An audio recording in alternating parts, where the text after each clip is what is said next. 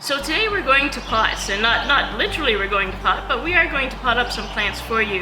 And it's that time of year, just early spring yet. The annuals are just coming out, so we're looking about mid-May, and want to get some containers done up. So just have a few points to make when you're thinking about doing a container, the things that you should be thinking about. The first thing is, what container are you going to use? We've got a good array of colorful pots in that here this year. But what we find is sometimes we do up our containers in just an old nursery pot, and that allows us to set this container into your decorative pot. Many of the decorative pots, whether they're ceramic or resin or plastic, don't have drainage holes. And you can either put drainage holes into them or do it in another pot that sits inside that one. Then as the season changes, you can just lift that pot out and put in one for the fall or for the winter. So make sure that you have a container that plants are going in that does have good drainage to it. And if your decorative pot doesn't have drainage, then make sure you're using an insert where the water can drain through the holes. And the next thing that we're going to talk about is just what medium we're using. And we just use a nice light potting soil into the containers.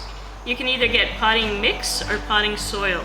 And the potting mix actually doesn't contain any soil in it, so it's more perlite, peat, moss, vermiculites, some of those areas.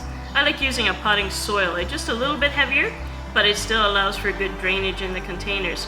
So I've put some stone in the bottom of this, the nursery pot that I'm going to be using, just to get some good drainage going. Another thing you can put at the bottom of the containers instead of stone is even taking, sounds funny, but take the stuffing out of a clean diaper, not a dirty diaper, out of a clean diaper and put that line to the base of your pot with that. It's very absorbent, it will absorb the moisture and keep the soil moist longer as well for you. So just kind of another hint there. So what I've done in this container is that first I'm just going to fill up the container to the kind of the soil level is up to here, so that's the depth of my biggest pot, and we'll show that here in a minute. But make sure that you're using a good light soil in there, and just put some in the bottom to begin with. One other thing that I like to use is we have a plant starter, and it's organic fertilizer mixed with hen manure and bone meal. So it's very high in the middle number, which is going to help for roots and blooms. And it's just a pellet form, so you could just take that and sprinkle some of those pellets right on top of that soil that you've placed in the pot already. And it will just slowly start to release. Because it's organic, it takes a while for it to dissolve and start to work. But because it's slow to dissolve, it's also longer lasting in the container, as opposed to chemical-based fertilizer that's going to dissolve very quickly, be taken up or leach through the pot very quickly. So using a pellet form is a nice good long feed to it. So one thing that you can put into your containers just to get them off to a good start. And when you're considering when you're going to start planting, there's a couple things you need to think about. Is the container going to be seen from all around, from every direction? Maybe it's out on a patio and it's going to be viewed from many different areas. Or is it something that's going to be up against a wall and you're really only viewing it from one side? And that will make a difference. Usually if it's up against something, I tend to put the tallest items more to the back of the pot and then stagger down in heights as we go forward. It's not so critical if it's up against something that you have something trailing over the back side of it. If it's something that you're viewing from all around, maybe it's on your front walkway or that on a corner and you're seeing from the street, from the driveway, from the house, then usually you want your main plant to be more into the center of the container. And whether if you have really tall containers, you might consider something more. We have nice mandevillas on trellises that already have some height to them. The bigger your container, really the bigger or the more plants that you need to put into that container. So just make sure you're considering what size a pot fits into your area. Maybe you already have a set of decorative pots and that fit the area well. But remember, if you have a really large patio or large deck area, that your pots are going to have to be larger, or you do larger groupings of containers together so it's not lost. On the opposite end, if you've got a really small front porch, like you just want some color at the steps, maybe you need to go to more of a flat-sided container, a very small container, just to give that interest. But whatever container you choose, it should be balanced with it. And your plants that you're choosing also need to be in balance with the pot. If you have a pot that's, say, 4 feet high, and all you're putting into it is real low cascading plants, whether it's potato vine and ivy and verbena, lobelia, all those nice trailers, it's not going to look in proportion to your container either.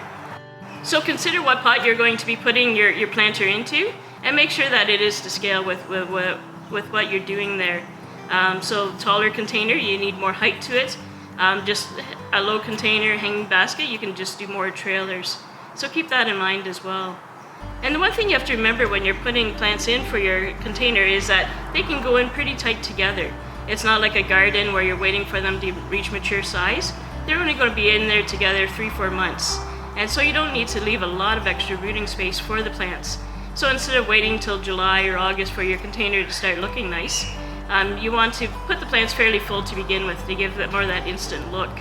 And again, they don't need a lot of space, and because by October you'll be taking those plants back out again. So we talked about size of pots, being in proportion, the type of pot you're using.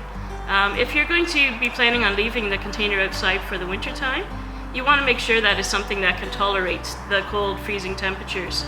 If it's something ceramic or a clay pot that's still porous, that hasn't been glazed over, then those will absorb moisture during the winter months. And when it freezes and thaws, the pot actually expands and contracts, and that's what causes them to crack. And you don't want to be a crack pot. So make sure that you're choosing a container, more the resin containers, wooden planters, plastic and that, they can all remain out for the winter time. But if you do have clay pots or ceramic, it's best that they do go into at least a garage or a shed for the winter time, and that soil isn't sitting in there wet. That's going to cause problems. So a lot of things to think about containers. The next thing is when you're considering your plants, you want a variety of plants. We talk about always a variety of color of leaves. To me, the leaf is more important than the actual flowers are, but something like this nice lamium has a nice variegated leaf to it, a nice silver and green. You get into some of the licorice plants that either have a silver or a nice lime color to it. There's your potato vines that comes in a burgundy or lime, your different ivies. So a lot of different things that will give you a nice leaf color to it. Even looking into some of the tuberous begonias and that, choosing something with a dark leaf as opposed to everything with a green leaf. If everything has the same color of foliage and also the same texture of foliage, your planter is going to become boring very quickly. But it's when you get a mixture, all of a sudden if you mix the burgundy in with the silver and that, you can just see how both plants come alive. I will say as soon as you add lime into the mix, the lime always seems to make any other color come more out. The colors become brighter if you add a little bit of lime leaf into the planter. So when you're starting to choose, it's nice to get a box or tray or cart and just start putting plants down on your cart that you think you might like, but make sure you're doing that color. We all can do the Dracaena spike with the geraniums around it, but we want you to try something different this year. So start choosing plants that you might not normally think of. So, but definitely be looking not just for the flower, but also what are the leaves offering to the container.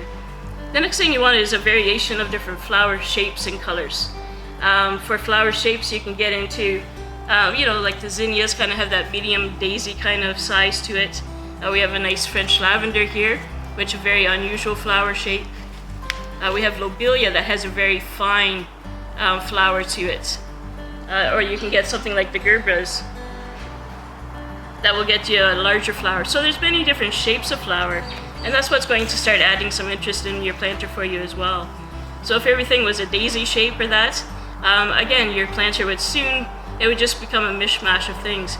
But getting those different flower shapes is what's going to make your planter stand out. So that make sure that you have all different shapes of flowers. And when considering what you're choosing as well, look at the color of the flowers, of course.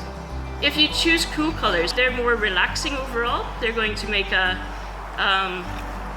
planter seem more relaxed. And those colors recede. So if you have an area that you just want to sit and read a book and kind of a quiet, restful spot, if you choose those cool colors into the pinks, purples, whites, silvers, they're going to give more of a relaxing atmosphere. If you're looking at warm colors, the warm colors are ones that excite you. If you think of McDonald's and what colors they've chose for the restaurant, they didn't go to pale mauve and silver and whites. They did all the vibrant colors, the reds, the oranges, the yellows, the rust tones, and that's because they wanted kids to come in there and get excited and bother their parents. And so those are what we call warm tones. So if you want to create an atmosphere that's more vibrant, maybe you have a lot of parties around your pool and you just want a nice exciting feel to things, then you can be choosing colors that are warming colors. So all your burgundies, rust, orange, yellows, and that will create more excitement. So even the colors you choose will help determine what the feel of the container is. And you can create different styles. So if you're very modern in form, usually it's something like this mandevilla here that has a nice red flower to it, and you're just doing something very simple with it. It might just be putting lime potato vine around it or that. So contemporary is a bit more simple, just one or two or three items in the container. If you like more country, maybe you're doing a bit more the daisies and that type of flower, the salvias, the alonias. If you just want just a real simple look to it, it's maybe instead of doing 12 different plants, you're doing groupings of plants to keep it more simple looking. We'll show some of this in the coming up. But there's a lot of different looks that you can get with your plants. So consider where they're going, what style are you trying to convey, and what feeling are you wanting to put out there. Are you wanting to create more of a relaxing atmosphere or not? Also, the cool colors, the whites, purples, and that we talked about, they recede. So they'll make the small space feel larger. So maybe you have a small balcony that you're wanting to put some containers out on. If you want the balcony to appear larger than it is or feel that way, if you go to your cool tones, it will actually seem like it's a larger space. Where if you went to your warm tones, those colors come at you instead of recede, and it will actually make the space feel smaller. So be thinking of those things as you're choosing. Or maybe you have a large yard and you have a bench in the back corner that you just want a pot of flowers beside. If you're mainly viewing it from the house or from the patio at the back of the house, maybe you want to go into the brighter colors just to get it to show up. If you go into the real pale colors, maybe you'll kind of lose the pot more or less, but you might have to go into the stronger colors to get that feel. So definitely your color choices can create the look you're wanting, the style that you're wanting, and the feeling that you're wanting to create with it as well. So definitely we talked about leaf colors, different textures of leaves as well. Some of them have very fine leaves like the lavender, but then you can get into something like a coleus that has a very coarse leaf to it. So a lot of things to be considering when you're choosing, but I always find the best way is just to bring a tray out with you and start kind of grouping things together and play around with different colors. Make sure you've got the interest in the flowers and the different leaf forms.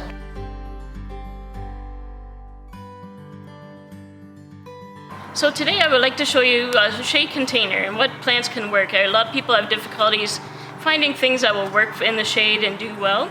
And so I'd like to show you some different ideas today. And so I've got my pot half filled up with the potting soil that we talked about, and have some fertilizer, the slow release plant starter in there already for the plants. And I filled it up to this level because I'm going to start with the pot that has the deepest. And what I like to do with some of my containers is even mix in some perennials into them. And there's a lot of great shade perennials that you can be using.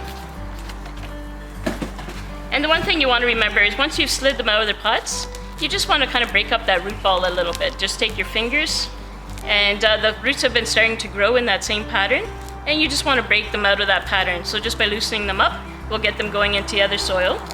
So we're going to start by placing some of our largest plants first. So this is actually a perennial fern. It's the ostrich fern, the native one. And just to add color into my shade container, I'm also just going to use a blue hosta. This one's called Drinking Gourd. And again, you can just see that the roots are starting to wrap around.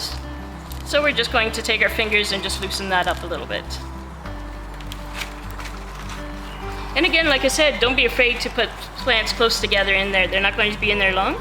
Great thing about using perennials in a container too is you can always put them into your garden once you're finished. So my next containers are going to be a bit smaller. So I've just added more soil in so that the next pots will sit. You always want the top of the root ball just to sit slightly below the rim of the pot. And that way when you water, the water's not going to be gushing over the side, but will actually sit and drain through the pot. To add some color into there, I've chosen some tuberous begonias, and I decided to go with red just to make a nice show of color. And sometimes if you're using larger plants, you might have to group smaller plants together just to have the same look, so you're not losing much in there. So again, we're just loosening up the roots. And we're just going to put 2 of them in there together. I know odd numbers look better, but 2 fits in this pot, so that's great. And just again, to get a different leaf color for shade, there's really some nice coleus that can add a lot of color to your container as well. So we're just going to put him in there, and the lime will kind of bring out nice on the burgundy once it starts growing. It'll get fairly bushy into this size. And then I work out to the front plants. So in this one I've chosen a plant called false lamium or lamiastrum. And it's just a nice kind of trailing vine that will spill over your decorative pot when you're finished. So we're just going to put him in there. Or her, I don't know which one it is. I'm just going to put one. So you'll notice on this pot, I've put the tallest item towards the back of the container.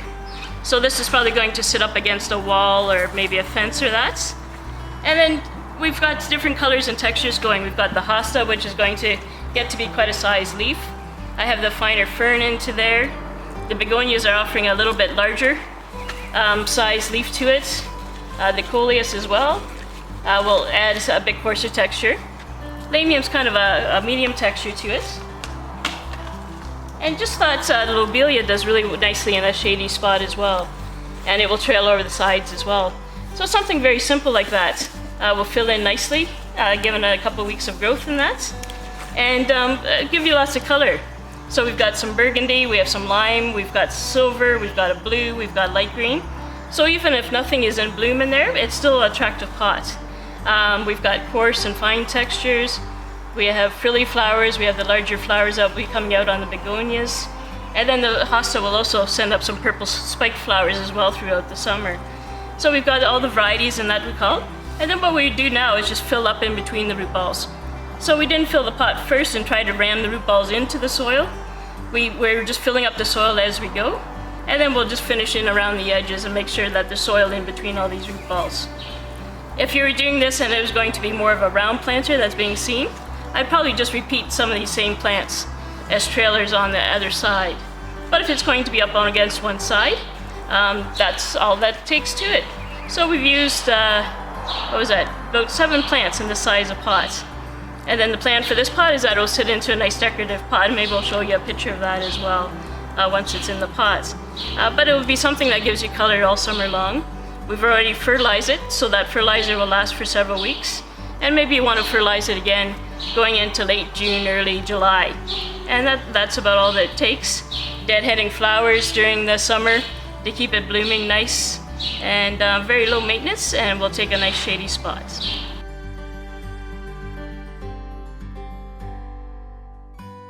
So usually I start with the main plant, what's going to be the focal point of the planter. And there's different things that we can be using. There's different burgundy colored grasses that we can use for a sun planter. There's the canna lilies and that with the large tropical leaves to it. This one is one called baby tut cypress. And it just kind of has almost a bamboo type of look to it. But you do want some height into it. You don't want just all low trailers coming into the pot. So I think today I'll use the baby tut cypress. And again, just going to break apart the root ball as we put it in. Just below the pot level, so you're just below the rim of the pot when your biggest pot is in front. And we're doing it this way just so that you don't have to be ramming your plants into the container, you're just placing them gently into there. So we've just brought the soil level up for the next containers that will go in. And in this one I've decided to do more purples and pinks, kind of keeping it more of a relaxing kind of type of planter. And we just got in these beautiful French lavenders that have just come in with just really showy, adds a bit of fragrance as well. So we're just going to be placing that in. And then to get some pink color in, I'm also going to do the Gerber daisies, which have a really nice large flower and a nice show to it. The lavender is a little bit more fine. Sometimes you'll find that to make a bigger impact, instead of having one of this, one of that, or like 4 of them spread around, you might want to do a larger grouping of plants together. So don't be afraid to kind of make a bit bigger of a splash if you like kind of a nice striking look to it. And we can be put 3 of the Gerber daisies into here just to make a better show to it. So that's going to give a nice show. The lavender is going to fill out a lot yet this year, so that will balance it off nicely. For a little bit of height at the back, I've decided to go with a darker purple. So we kind of have a medium purple with pink. This is one called Alonia, and not as well known, but it blooms all summer long with these nice airy spikes of flowers onto them. And so just going to put one back in it, and they fill out quite a bit over the course of the summer, so one will do into that area. But just give a little bit of height in behind it.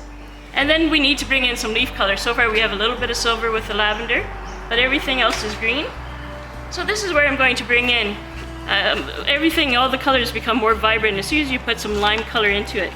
So this is a lime licorice plant. You can also get the lime in the potato vines and that as well. But just want to brighten up this planter. And again, because I'm wanting to make a nice show of things, just going to kind of group some of them together here at the front.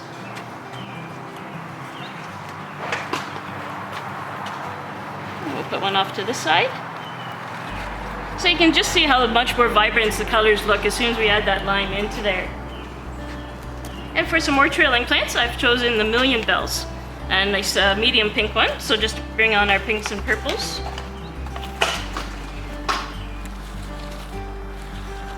And we'll just pop one into there. And these will start trailing down the side of the container as well. The baby tut cypress will get quite large over the course of the summer, so that's going to give us a lot of show.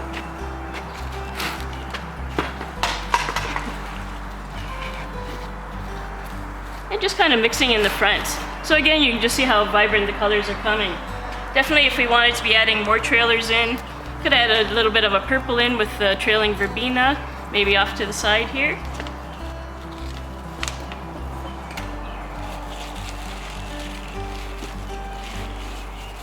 And that will start filling over here. But again, we've kind of kept the height a little bit more to the back. It's going to get quite bushy. We've got finer flowers of the Million Bells and the verbena, kind of a medium texture of flower with lavender. And then the larger Gerber daisies in here as well, which is just going to give a good show of color. And again, we would just go around and fill in all the gaps. Fill and cut in between root balls where you need a little bit of soil. Make sure that your soil level is just below the rim of the pots, so your water is just not running over the edge when you do water. And the maintenance would be deadheading during the summer. So some of this trailing stuff you might have to clip about, just removing the dead flowers once they're finished will keep them blooming nice all summer long then for you. And again, fertilize in about a month's time with the plant starter again. And that will keep your plants blooming all summer long for you.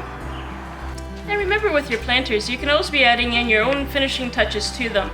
Here we have a little butterfly that has a bottle for a body, and it also has a solar powered light.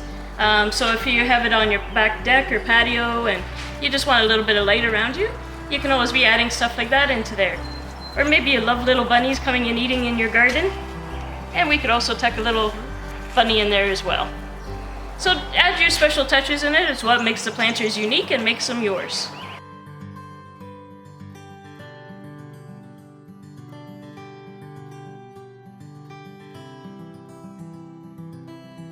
Maybe you have a super hot spot that you just don't know what to plant and the other annuals just haven't worked throughout the summer, maybe they've petered out early on you. A great addition is a succulent planter.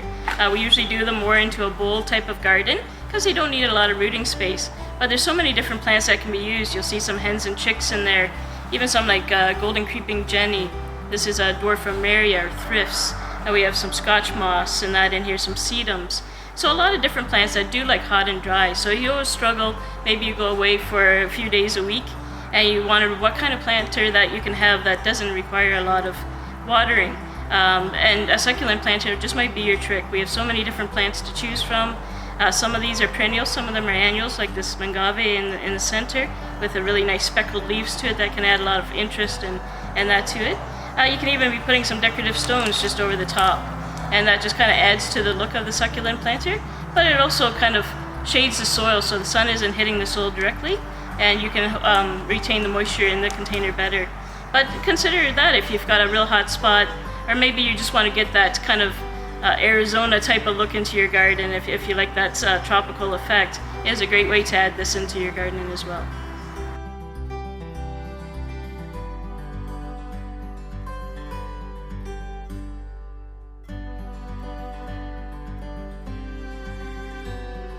The modern pots, the very contemporary look, has become a big trend lately. And so maybe you have these tall, either square pots or cylinder type of pots, and you really need to be adding height to them. You want one main focal point if you're doing a more contemporary look. And so something like this mandevilla that's already been trained, it comes already with the obelisk and that, so all set to go. Loves a nice sunny, part sun location. It will keep blooming for you all summer long, and will just kind of continue to grow. Usually if you're doing a more contemporary container, you want to just do one or two types of flowers around the base of it. you probably want something trailing, whether it's something like the lime-colored potato vine or the burgundy potato vine, and maybe just adding one other color in with it. But usually with the contemporary, you want that, whether it's a tall grass in there, a big canna lily, or something, a vine that's already been trained, bougainvillea or mandevilla, and it just gives a nice classic look to it and really sets your pots off.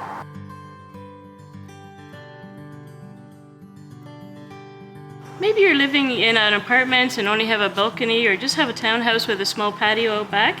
And what a great way to enhance your cooking by having a small herb planter out on the patio or balcony. And a herb planter can still be very attractive. As you see here, we've got some nice tricolor sage going. There's some nice oregano and thyme that's going to be creeping down over it. You can even get like a golden lemon thyme that would add some color into here.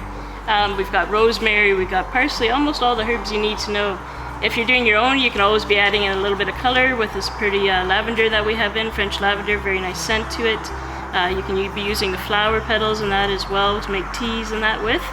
And even there's stuff like burgundy basils in that. So you can still have a very colorful container, but it's also very useful. What I like using the herb containers for is a good hostess gift if you're going somewhere and bring a pot of herbs with you, and maybe you're known for your special tomato sauce recipe, and maybe you're using all herbs I use in there, you clip the recipe onto it, and it's just a nice way to personalize a gift. But definitely it's something that you'll be using all the time. You can just go out there and clip as you go. But great ways of adding color to your garden. Attract pollinating insects with the lavender and oregano flowers and that as well. So just a great addition to any container garden.